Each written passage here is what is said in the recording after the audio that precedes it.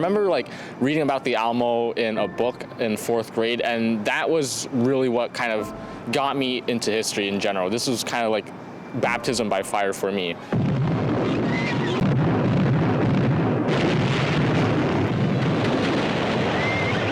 Recreating the 13 glorious days of the siege history will never forget, and you will always remember the Alamo.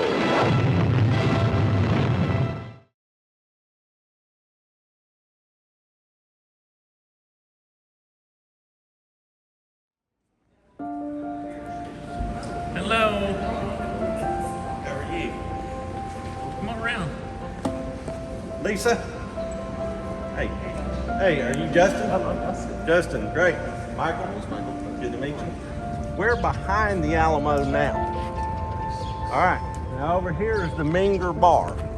So I don't know if you guys know anything about the Spanish-American War. Teddy Roosevelt, Rough Riders, he raised that regiment in this hotel. This is where he headquartered it. So San Antonio's kind of been in the middle of a bunch of stuff over the course of its history. So I'm gonna save the Alamo until after breakfast.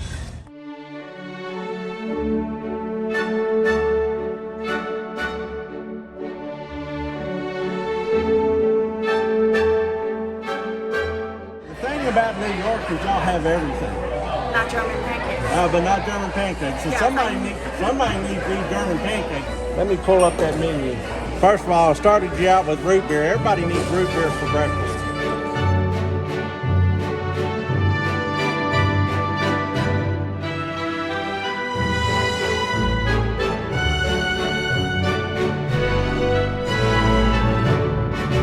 On March 6, 1836, Mexican General Santa Anna led an assault of 2,000 Mexicans against a ragtag garrison of 180 Texans, defending a fort called the Alamo.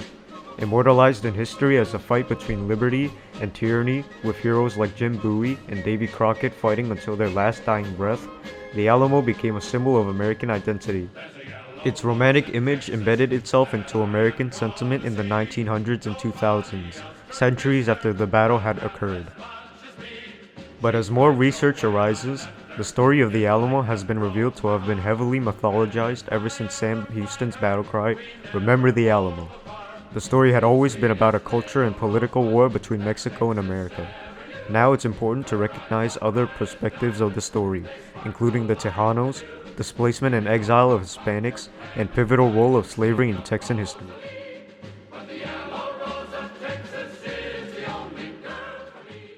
Tell me about how all this came about.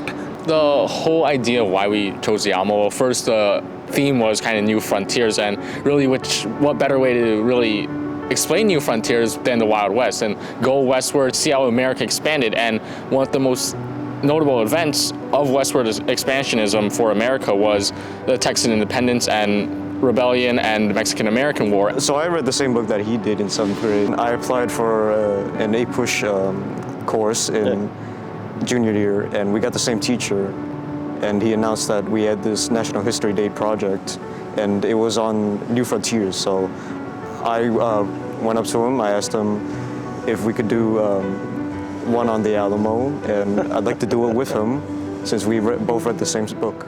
So how did all of this journey lead to me? That's what I gotta know. How did I get sucked into y'all's project? Well, when we were watching like model videos of documentaries for National History Day projects, a lot of them had interviews of professors or professionals here. I was looking through museums that here, like Bullock Museum, the Alamo Museum, and it kind of led me to you. And so Texas was really trying to find a way to differentiate its identity. And what they do in the 1930s is they rediscover the Alamo. It kind of just snowballed into other things like Schreiner University, the Alamo, and yeah, that's pretty much how I got into contact with you. That's cool. I wore you out on that first phone call. I can tell you're like, man, we're now into hour number 2, Dr. Frazier. Could we please wrap it up? We've got all morning to get the Alamo into your bloodstream, and that's what we're going to do today.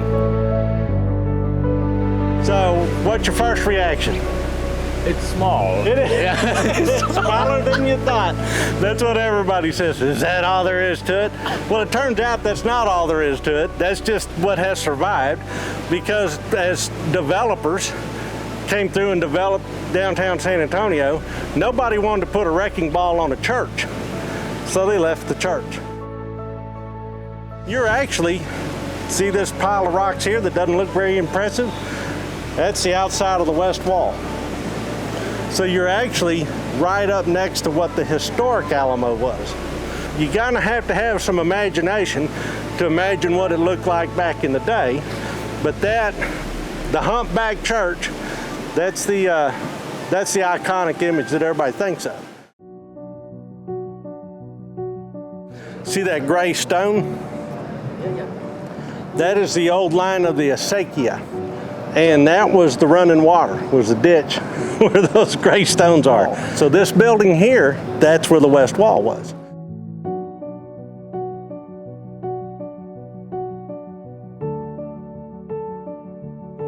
This is the northwest corner of the big compound. All right, do you remember from your studies what happened at the north wall? The north wall was, I believe it wasn't like repaired, or it was... Oh, it's in terrible shape. It was in terrible shape, so they had to put a lot of men into like guarding this part, but I believe this is also where they like entered in the Mexican army. This is the breakthrough point. You're standing at it. So this is where the Mexican forces, the centralist forces, piled up against the wall. And the actual wall was about halfway inside this building, or maybe a third of the way inside this building.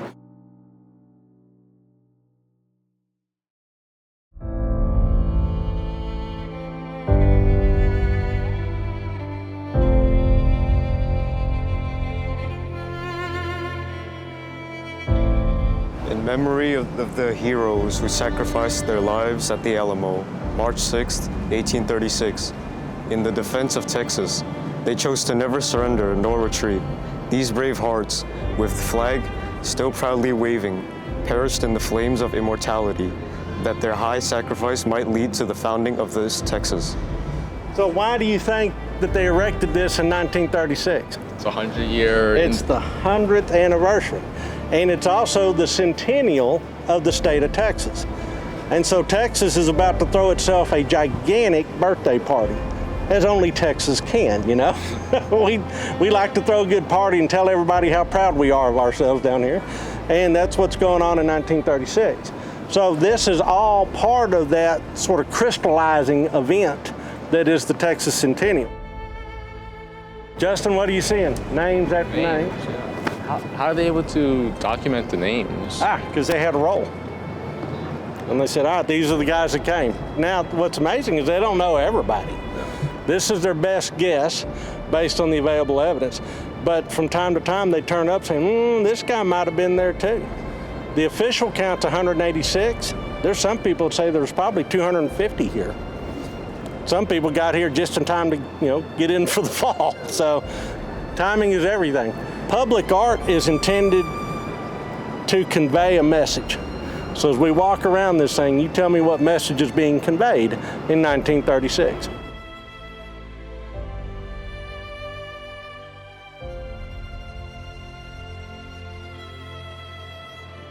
That's tall. Statues of the defenders standing brave and tall, and as stoically as a statue could be, looking some of them are looking at the Alamo, and then you have the ones over there. And I noticed the cannons, and they had the sponges, but you don't necessarily see any women or the children or the slave that William Travis had. Yeah, it's a bunch of white guys. Yeah. And so 1936, that was state of the art in this country, is let's talk about the heroic white guys that do heroic white guy things. Now then, we already had that conversation that Texas is changing dramatically. And as we said over when we were having breakfast, our table looks more like America than, it doesn't.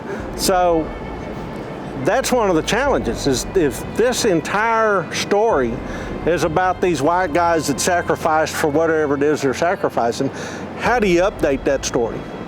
You know, how do you bring it into the present age? Fire!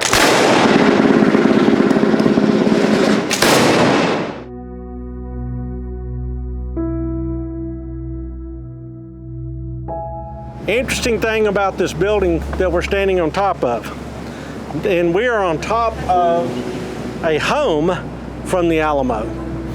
And one of the defenders of the Alamo was a Tejano that was born in this home, and he died here at this fight. So it's also a very, very local story, as much as anything else. So a lot of people say, well, the defenders of the Alamo all believed this or all wanted that. You know, they wanted to make Texas a great empire for slavery. Well, there were some people here that said, absolutely, we would like that. But there's also people like Lozoya, who was defending his home against what he thought was oppression. There's other people like Amos Pollard that said, man, introducing slavery to Texas will be a terrible idea. I want to create something different in Texas. And then there's some people here that frankly just don't care, one way or the other. They're coming here to build a home, build a life for their family, and they're not wrapped up in those other big issues. Anytime you start making sweeping statements about people's motivations, you run into danger as a historian.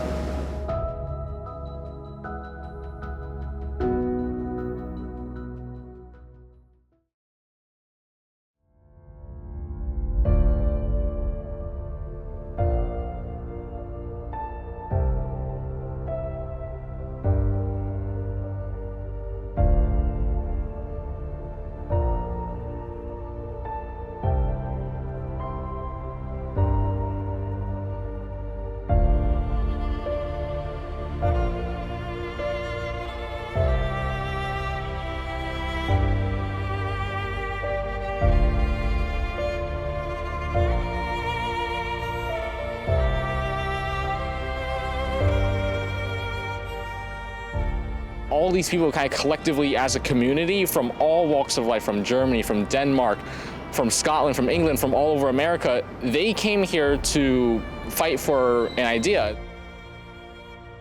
They chose to give up their lives and work as a community against all odds, really. I mean, who doesn't really like an underdog story?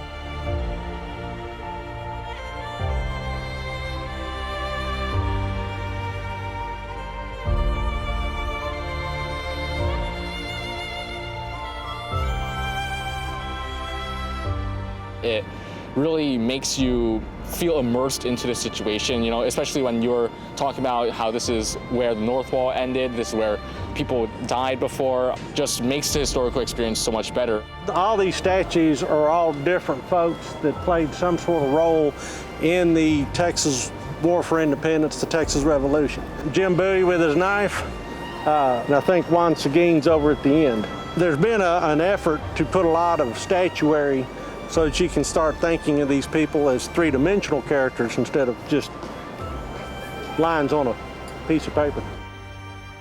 Seeing the statues of all these different characters coming from all different backgrounds of Tejanos, women, African Americans fighting, it kind of discards the idea of, you know, old white men always fighting at the Alamo, Crockett, Bowie, Travis, those three same characters, and it really shows that has a lot more perspectives, a lot more stories about it, and I feel like that's what makes it a lot more rich. Well, all my projects that I've done have been at home, watching through it like a textbook or online, and this was just a grand opportunity to see my project in person. And my right hand, I've used this to flip through textbooks. And now today, I touch the Alamo with this hand. And I just feel a lot more connected to the project that I'm doing than if I had stayed home.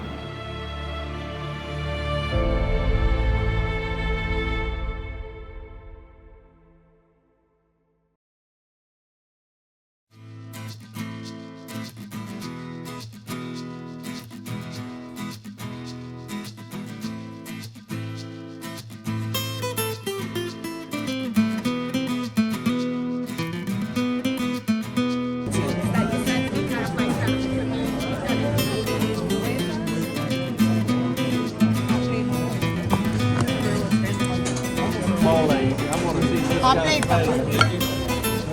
You ever tried it?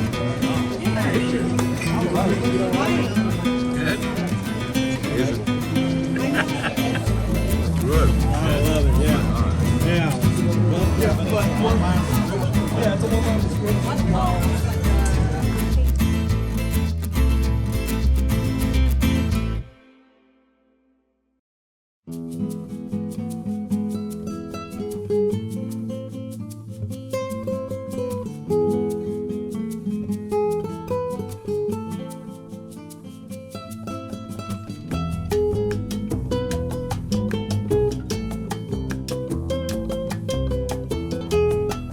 This is where all the civic life took place, in this plaza. You can see the twin spires of San Fernando. That's the church that separates the two plazas. Then all the government stuff happened on the other side. Historically, all this area would have been fortified.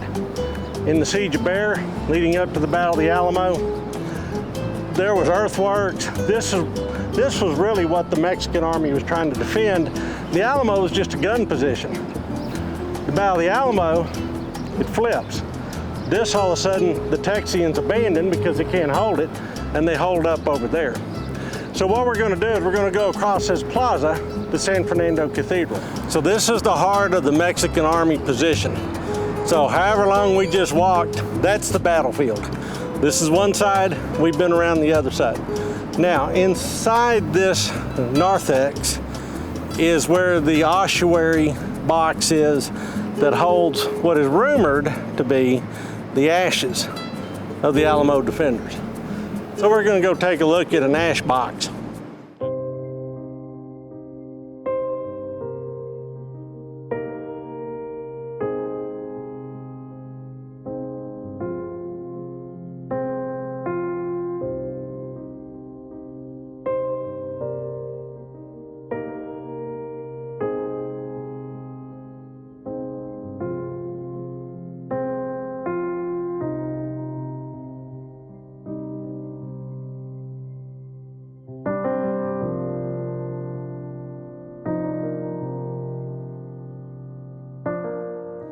Originally, those ashes were beneath the altar in front of the church.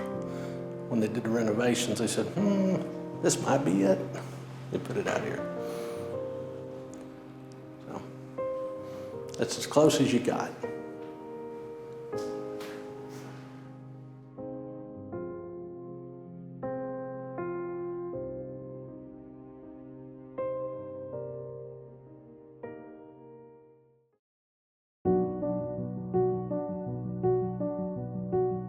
I've learned an immense amount here. I've learned about more fighters, about the diversity of people here at the Alamo, and it kind of really touches base with you that it really wasn't just a one-sided story. Coming to the Alamo, my opinion has changed it. It's a lot more sobering. It's a lot less grandiose as I thought, because it kind of looked a bit small. It's, you know, it's not as grand, but I don't think that's the point of history. The point of history isn't to make it look romantic. It's not supposed to make things look like how they're supposed to. It's supposed to make things look how they really are.